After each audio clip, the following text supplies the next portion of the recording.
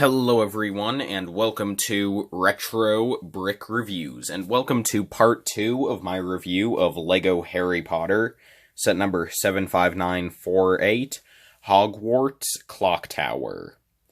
This set includes 922 pieces, as well as 8 minifigures, which I looked at in part 1 of this video. It retails for about $90, and in this video, we will be taking a look at everything aside from the minifigures.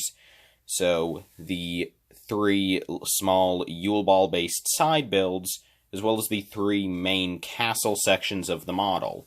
Those being the dance floor, the tower with Dumbledores Office, as well as the main clock tower structure. So without any more further ado, let's begin, starting with the Yule Ball based sections of the build. Gotta say, I find it a little funny how, for a set that has its minifigure selection entirely dominated by the Yule Ball, we only get a relatively small section of it actually dedicated to the scene itself. Starting off, we do get 3 sort of small builds off to the side of the main model for the Yule Ball. The first one being this very nice Christmas tree. I'm gonna go ahead and call this probably my favorite Christmas tree LEGO's ever done. The shaping is just really good. Like, it doesn't really look fully round, but it gets across that look. It looks like a Christmas tree, and the coloring is actually really beautiful because to get the Yule Ball aesthetic, they didn't go with the normal, like, gaudy red and yellow lights.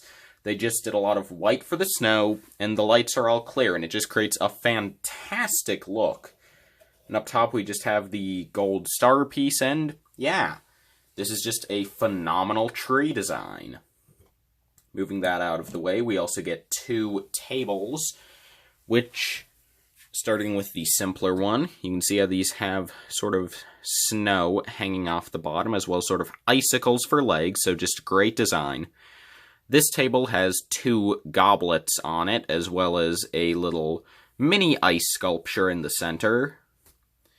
Then we have this table that just has this really nice ornate ice sculpture, which I could imagine being like a sculpture possibly of just Hogwarts itself, or maybe even one of the other opposing schools. I don't know, but it looks like this could be a sculpture of some sort of castle. That's just what I see from it, though. But it just looks really nice, and it's great to get.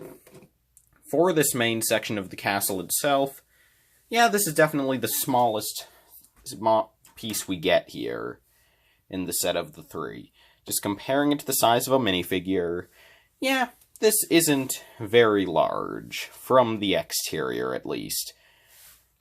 But what's cool about it, and probably my favorite thing about this whole little section of the castle we have here, is that it's on a 90-degree angle. As you can tell here, this and this are 90 degrees apart from each other.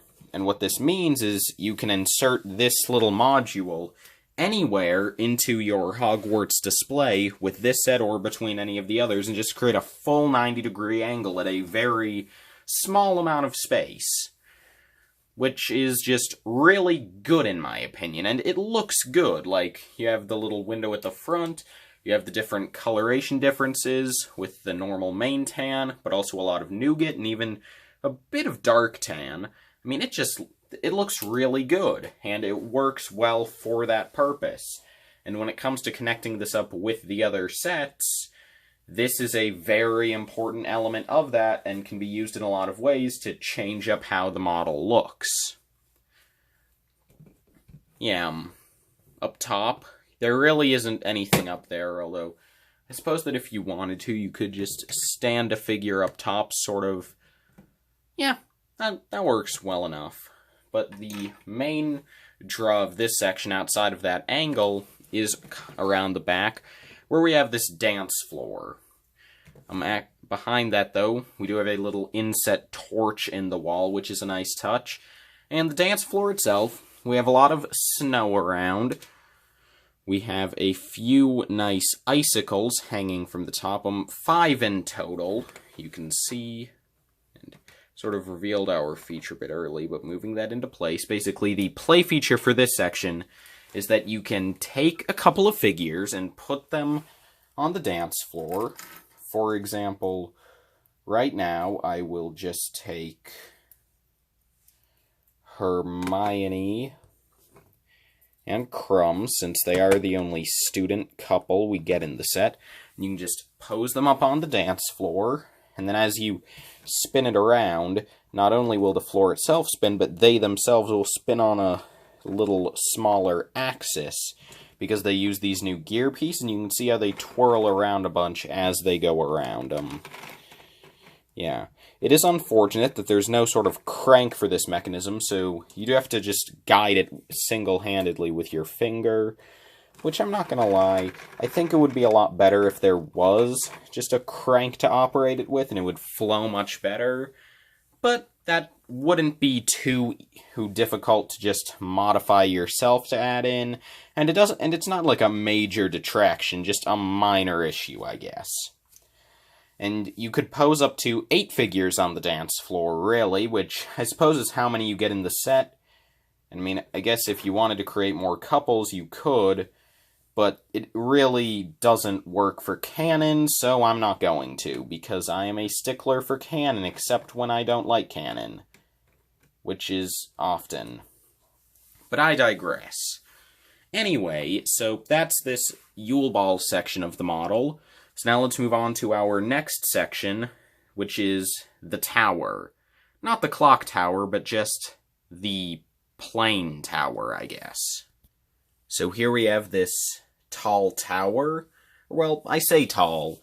It's actually only 2, or I guess technically 3 stories tall, but it looks really nice in my opinion. This is another really well done build, and it includes what I think is definitely the best use of stickers in any of these Hogwarts sets thus far, because you can see that we do have stickers for some of our detail on the front here, on these main curved pieces. One here, and one here. But it works for a couple of reasons. Number one, the stickers aren't all, like, super obvious shapes. Like, in the Great Hall set, the stickers were just all rectangles, so it was pretty obvious where the edges ended. Here, they're in more sort of less standard shapes, and as a result, they look less like stickers, because they're not in the standard shapes you would look for. Also, over here and here, you have 2 just stickers that totally don't have to be, though. Those bricks could just be done with the mason brick piece that we see in Nougat throughout the set, and even in Light Tan a couple of times. But they use the stickers to make the stickers that need to be there flow better, which is just fantastically done. That is really smart, and it really shows that they have learned since the Great Hall, because that set's tower just looked not good, and this one does look really good, so I'm glad to see that they've improved with that.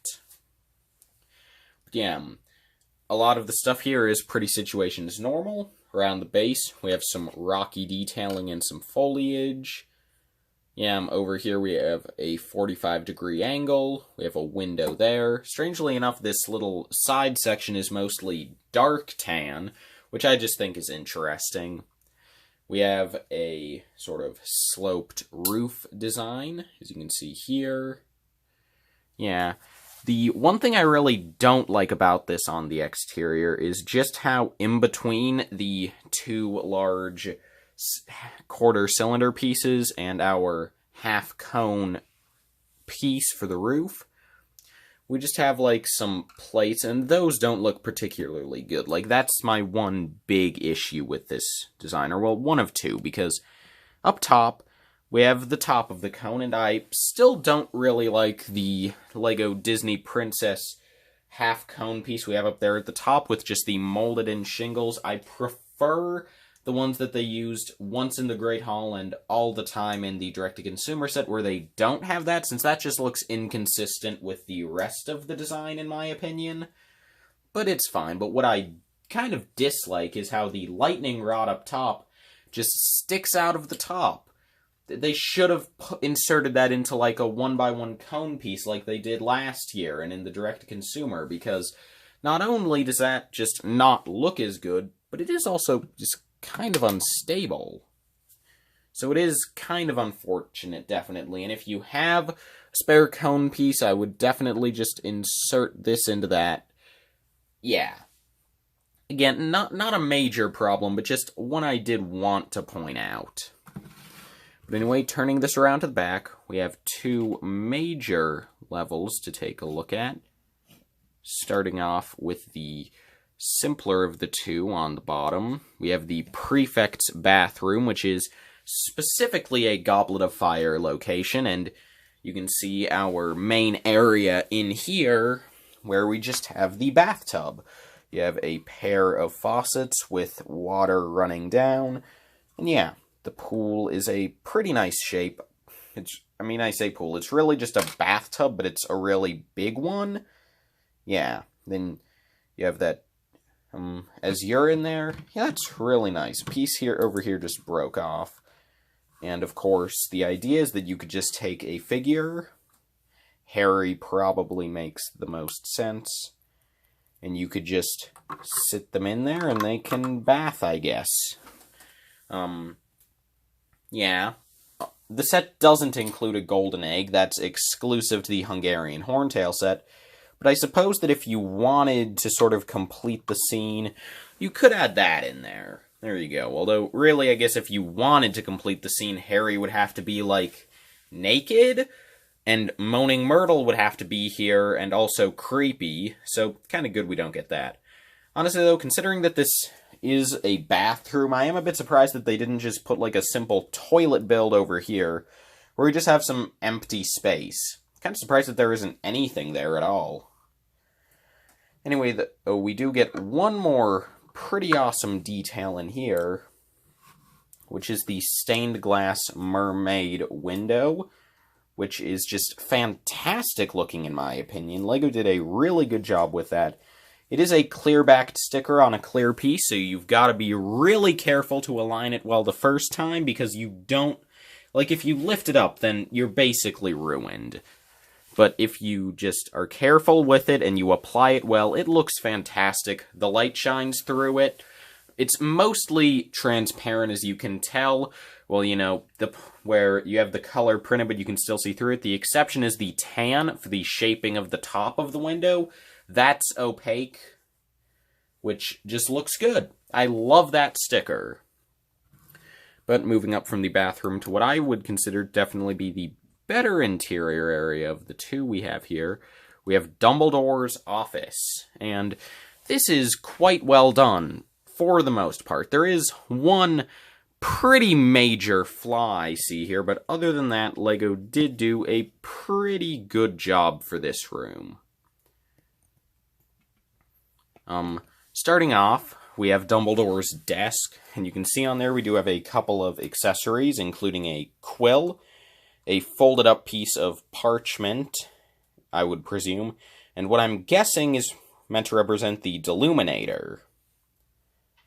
And Dumbledore's chair is actually just sitting on the floor, and it's well designed with the Nexo shield in the back, and Dumbledore in this set does not have bendable legs, so instead you can just stand him behind his desk.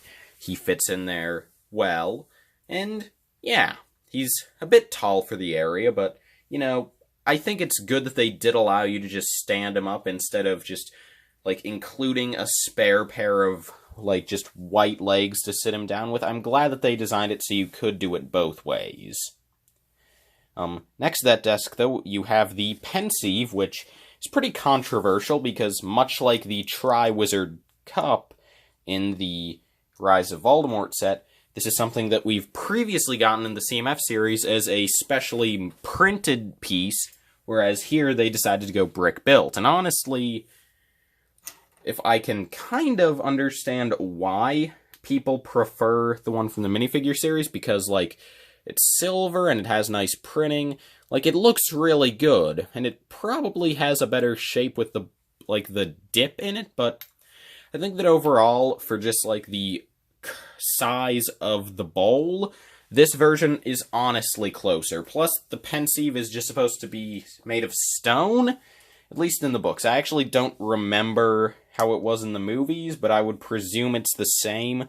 So the light gray is actually more accurate than the silver. So I do quite like this, and also you just have that clear piece up on top, which does create that sort of silver look when on top of the light gray. Just actually a pretty good design for the pensieve, not gonna lie. But then around the sides of the office, you have these bookcase stickers. Over here, we have the two that are sort of in the back are the same, but the ones on the sides are unique. This one has a portrait of a sleeping wizard, whereas this one is ready to do some magic, and these would be our portraits of past headmasters before Dumbledore. But I did mention that there was one thing about this that I really don't like, and it's that if we turn the model around to here, you can sort of see it. You have a sticker in the back representing the Sorting Hat, and on this side, you have a sticker representing Fawkes.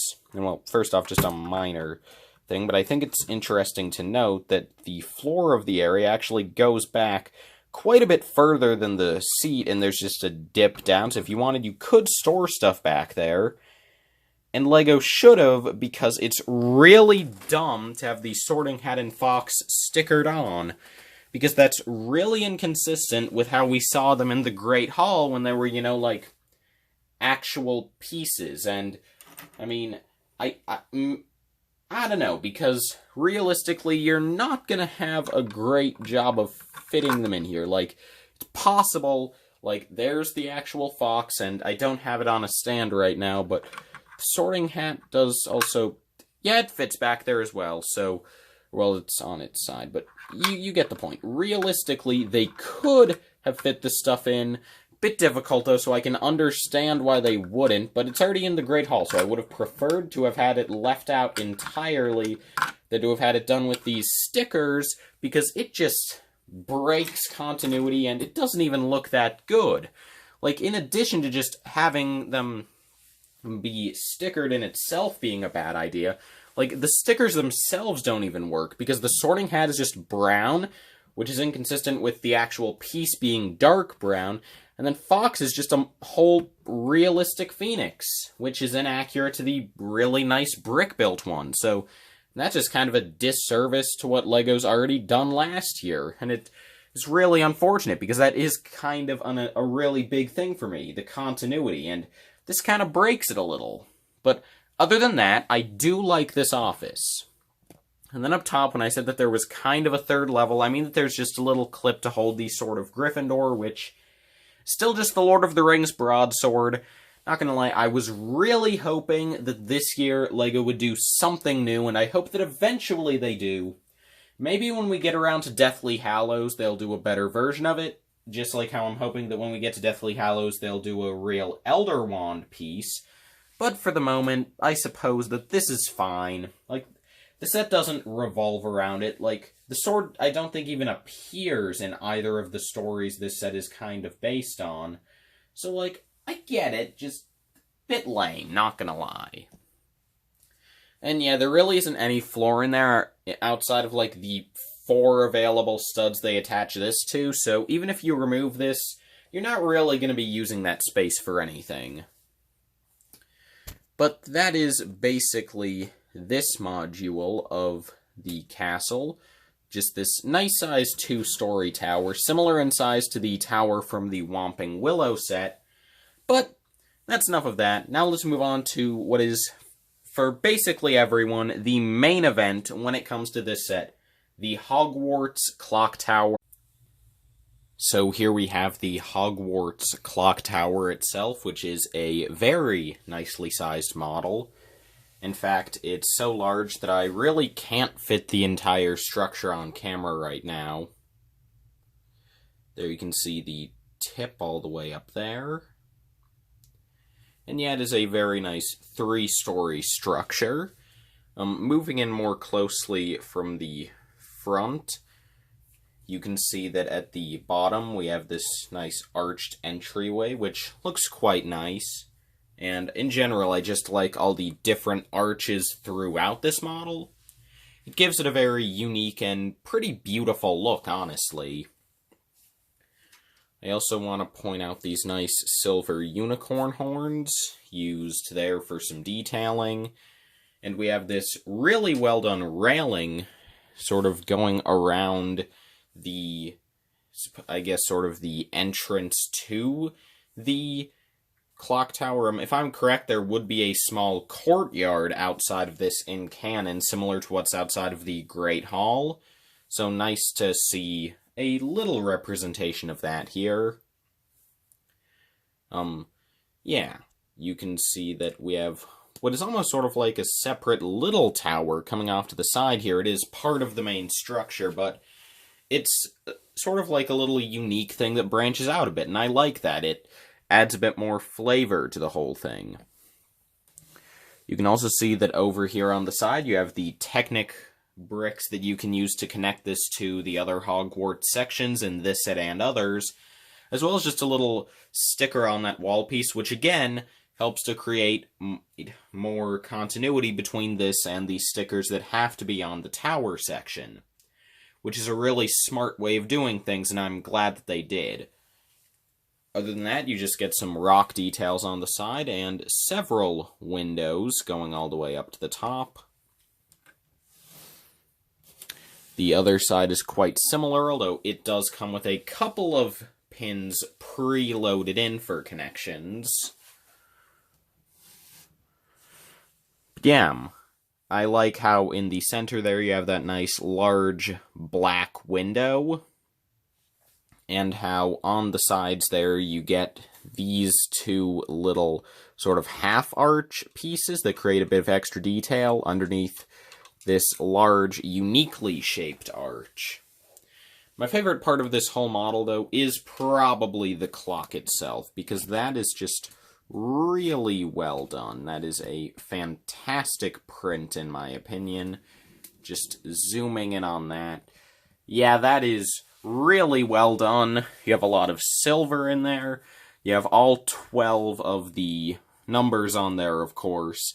You even have a little representation for the sort of smaller silver dish that goes around inside of the clock. Unfortunately, that gets cut off by the 2x2 available plate space in the middle of the dish, but it's nice that they did at least try to include it. Above that, we get an existing clock print piece from the Winter Village train station, but that works perfectly fine and looks good. Yeah, and there is a play feature where we can turn the hands of the main clock, which we'll get to in a minute on how to activate that. But just from the front, you can see that you can just turn that. And yeah, the hands of the clock can just turn. They are connected together, so you can't turn them individually. You can manually, but when you use the little play feature to turn the hands, they do move as a pair. Then moving up to the top, you have this nice angled roof. Several different sort of angles to it, or, well, really just the two. But it looks quite nice, and I also like these sort of triangular, I call them, like, roof slopes, because they look like the roof of the houses you draw in, like, kindergarten. You know, where it's just like a square with a triangle on top. That's what I think of when I see these. But yeah, up at the top you have this nice sort of artificial sloping, which looks like it does in the movies, and you have some great color varieties there with the dark tans, which are really spread all throughout, as well as the nougats, which are also spread not as much throughout, but you still get a fair amount of them. And yeah, I like how you have the mason bricks in both nougat and light tan, and you have the same sort of deal on the other side, and I like how it's a bit hard to see, but there is just a little bit of the sand green color right in here. Where I'm pointing, there's just a little bit of sand green showing through. That's a nice touch.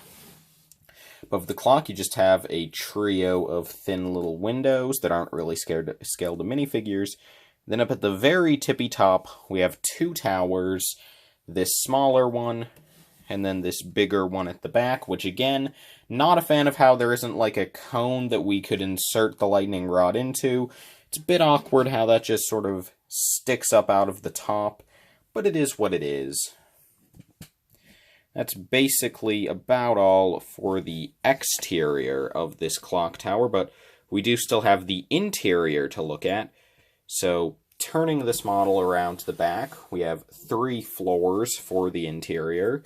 This bottom one being what they're just calling an entrance hall, and yeah, this is pretty lame, honestly.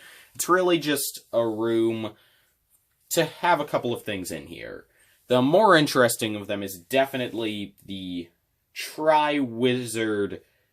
Well, no. The Goblet of Fire. I almost called it the Triwizard Cup, but that's not right. The Goblet of Fire, which... I'm just gonna say it. This Goblet of Fire is the worst thing LEGO has done in any of these Harry Potter sets thus far. I think I said earlier that my least favorite thing were those stickers for the Sorting Hat and Fox, and honestly, those probably annoy me more. Those get to me more personally, but this design for the Goblet of Fire is just atrocious. Like, okay, just look at that. It's a little cup, like the actual goblet piece, with a big piece of flame sticking up out of the top on a dark tan astromech droid head. And yeah, it's fine, but it should have been bigger. And what I would have done was take a trophy piece. First off, don't go with gold for the cup. If you're going to go metallic, go with silver, but I probably would have just gone with gray. So just take a trophy piece. I'm just using the Triwizard Cup piece that came with Cedric in the CMF series because I think that it kind of works. So take one of those, and then just, like, put a flame in there. There's a little hole in the top. Let me just connect it in. Probably should have done this beforehand. There's a little hole in there. Just connect a flame in there. Bam! I think that looks a lot better. And you can even put, like, little 1x1 white tiles in there to represent the little slips of paper you wrote your name on to enter yourself into the potential list of candidates for the tournament. Yeah, I mean, like, obviously it's not perfect, but I think that it looks better than this. And honestly, I think it's a bit unfortunate how this is literally the namesake of the film that this set is, I suppose, primarily based on outside of the main design of this structure from the exterior.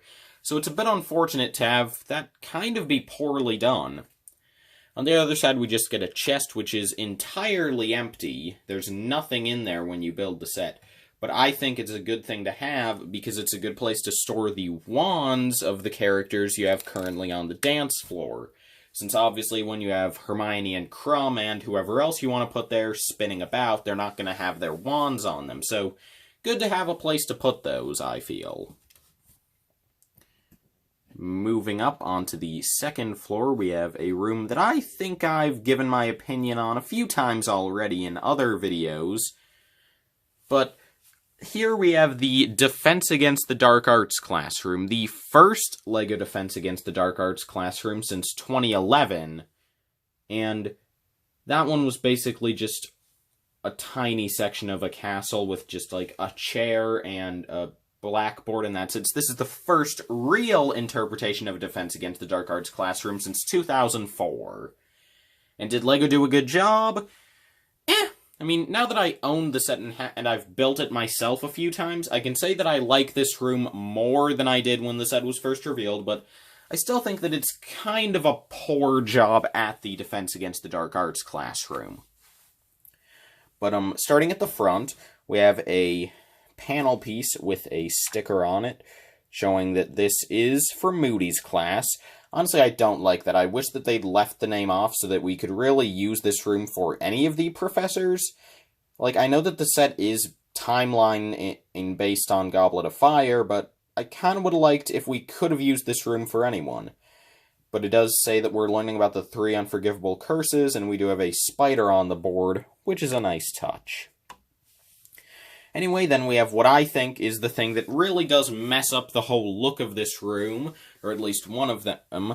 We have this big black table at the front with what I'm guessing is just a little case that the spider would be in. You know, that glass case, as well as just a sort of lamp. And honestly, I really feel as though they should have made this table just a 2x3 thing, because it does not take up nearly as much space as it does here in comparison to the whole classroom and universe. Plus, this really means that there's no place to actually put Moody if you have him from the CMF. Like, you could just sort of stand him over here, halfway hanging off. If you really squeeze him, you can fit him in there. He bent over and knocked his stick out of his hand, because of course he did. But yeah, so I guess you can have that in there, but overall I wish that they would have either minimized the table or left it out entirely, because that also means that we only get a single table for an actual student to sit at. And we do get a chair, which I disagree with. When I designed this room for one of my Lego Harry Potter Hogwarts rebuild alternate builds, the one where I combined both 2018 Hogwarts sets to make a really big model, I didn't include chairs because they take up a lot of space and really aren't too necessary. Because if you didn't have the chair in there, you could move this desk back at least one stud. Probably, you could really move it back 2 studs, and you could easily fit a second desk in there. And I'm going to call it a desk because it's the size of a desk, not a full table. So you would have been able to really have the room look much better, even with this still in here unaltered. So that's just kind of an issue in my opinion, but just taking Harry as an example, you can sit a figure in there. The mid-legs are a bit short, so he doesn't really reach the back of the seat, but it's all good. Yeah, that looks well enough. Obviously, it would probably look better if the set included any figures in actual Hogwarts uniforms, but we haven't gotten any of those in 2019, and outside of, well, the Build Your Own Adventure book and Hermione in the Advent Calendar, we're not getting any uniformed characters this year, which is a bit surprising. But anyway, on the desk, you have a little quill and an inkwell, as well as a book, which is the newer style. And you can open it up, and inside you just have a page about how to perform Wingardium Leviosa. This is how the instructions tell you to orient the page, which is a bit odd, since when you open the book it's upside down. But anyway, so that's nice to get. And then behind there we just have a little table with a few potion bottles, as well as one of the large magnifying glasses that adorn the room. And I have no idea why they did that brick built instead of using the actual magnifying glass piece. But it works well enough, and yeah, overall LEGO did a pretty alright job here. Not fantastic, but it's better than it was the first time I saw the set, I'll say that much. But anyway, moving up to our final interior space on the model, we have the hospital wing. Sorry for the jittery camera. And honestly, this is probably my favorite room in the set. Definitely my favorite of the 3 in the main clock tower. And not just because of the 3, this is the only one that's accurately placed in the geography of the castle. First off, here we see the play feature to turn the clock. You just turn this crank, and it turns the hands. It's nothing amazing. Actually, you want to turn it this way to make it make sense. But yeah, you just turn the crank, and it turns the hands, and that's it. It's not a complex feature at all, but it does its job. I'll say a bit more on that in a minute, though. But anyway, for the hospital wing itself, we have a couple of mirrored little chambers, where on each side we get a bed and a little bedside table with a lamp up top and a drawer in there as well. The drawer doesn't come out, it's just for show. You can attach a figure onto each of the beds, so I'll just put Ron and Harry after they inevitably got injured in some sort of fun hijinks. And we have these curtains dividing the areas, which is a nice touch. Obviously, they're on the sides of the mechanism to turn the hands. And yeah, that's the last room. There isn't anything above that. But yeah, so overall, that is the Hogwarts Clock Tower, the main section of this set. And, well, this is really cool. There is one thing I want to mention about how this might be a bit disappointing to some people, because as we all know, this is the second time LEGO has attempted to create this structure. The first design was back in 2004 with the original Prisoner of Azkaban sets.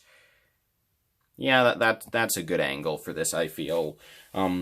Where it had this really amazing, multi-leveled, super complex feature where you could wind up a crank, and then when you released it, you would have the clock turn, the pendulum, which is completely absent from this model, swing back and forth, and you could raise or lower the portcullis, and while I'm fine with them not going all in with that, like that super complex mechanism that probably would have taken up a ton of space, I think it's a bit lame that they didn't at least try to attempt some of it. Like, I think at the very least they could have had a pendulum, since the entrance hall is basically completely empty anyway. They could have just had a pendulum in there.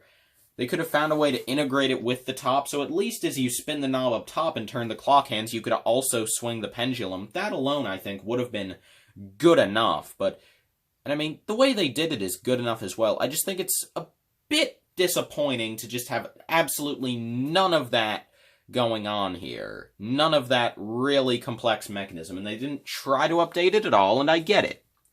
This was a different take on the model that's more in sync with the Great Hall and Whomping Willow sets, where they go less for the super complex and unique play designs and more for just having these really nicely done, really accurate, sort of dollhouse-style playsets. And hey, speaking of the Great Hall and Whomping Willow, we're about to come up on what is definitely the most unique and best play feature of these Hogwarts sets, which is your ability to connect them all together. Now, I'm not going to connect all three of them together all the way in this video, because there is no way that is going to fit in my studio. In fact, I'm going to have a bit of trouble connecting all the segments in this set even, and I can't even fit that whole thing in here because the clock tower is too tall, so I'm going to do my best, okay? Here's what I came up with for a relatively spatially limited setup, so you can definitely see how you can connect everything together. Obviously, on the left, we have the main Great Hall structure, which then connected to the tower from the clock tower, and on the right of that, we have the 90-degree dance floor structure from the clock tower, which is connected to the Gryffindor Tower from the Whomping Willow, which is connected onto our main clock tower structure. And obviously, again, I don't have enough space to set everything out completely, so this setup is excluding several segments from the Hogwarts Whomping Willow set, but I think that this just gives a good example of how you can set up all of your structures to create a very large, good Hogwarts design, and well, which I'll show you in a minute, basically, LEGO's suggestion is to put everything in a straight line.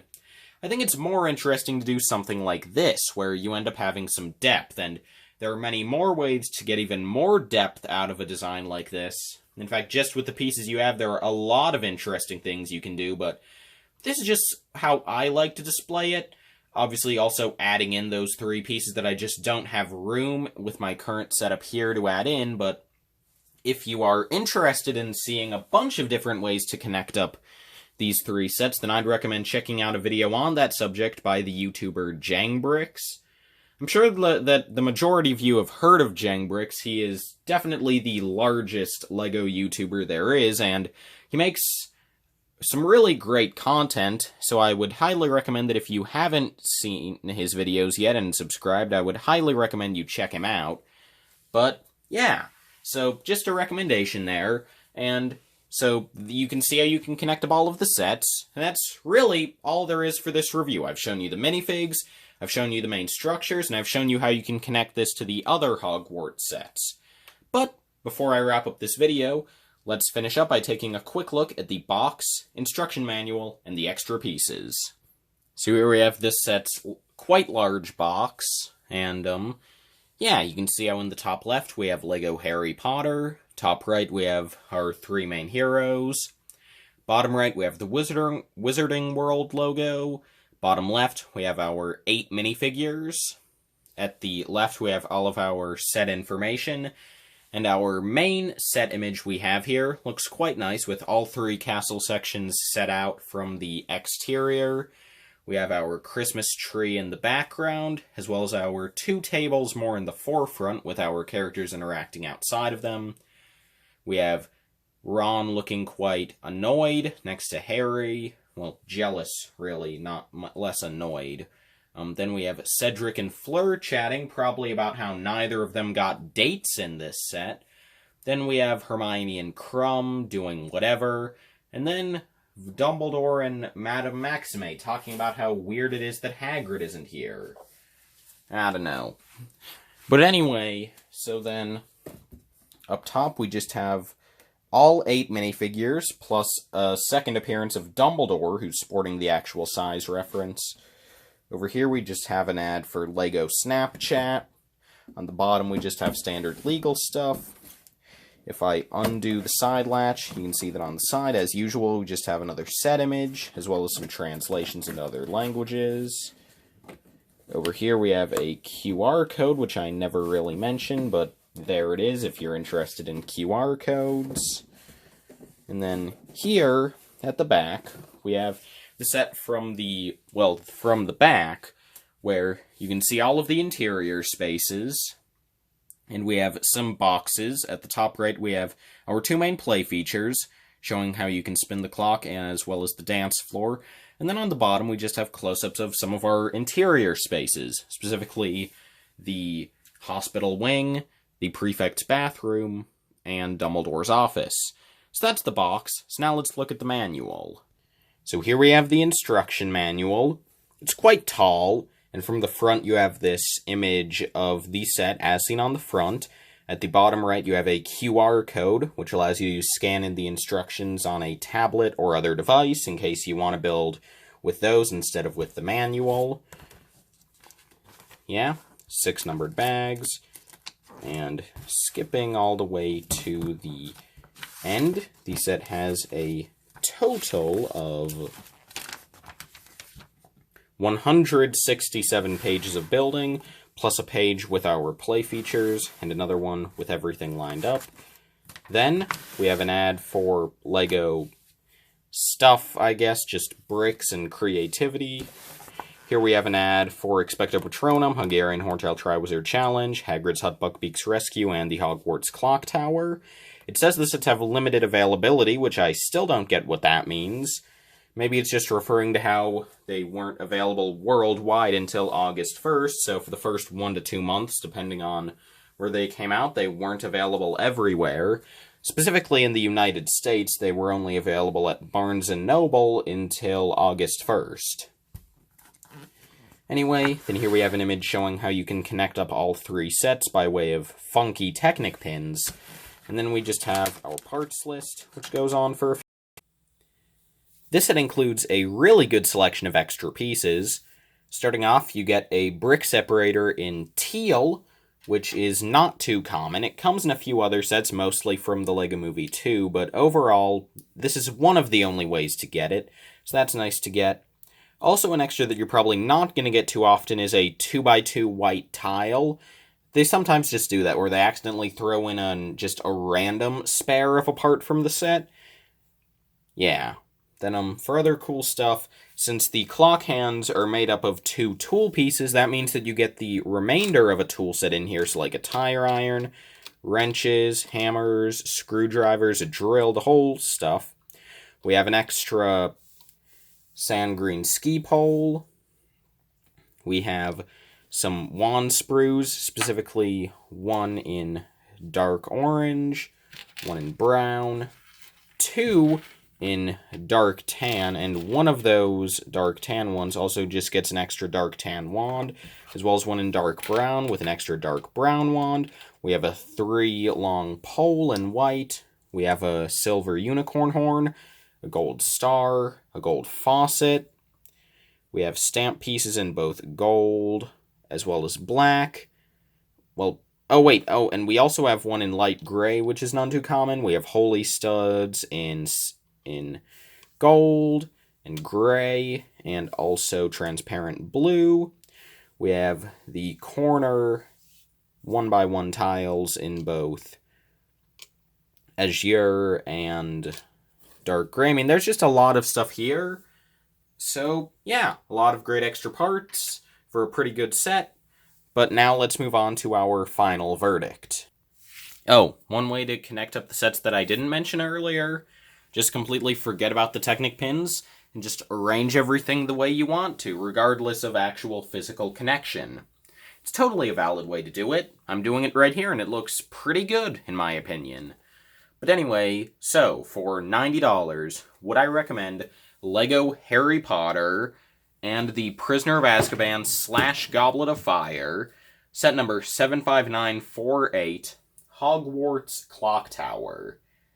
Yes, I would say that despite a few issues, this is definitely the best of the 3 main large Hogwarts sets LEGO has released thus far for the new line.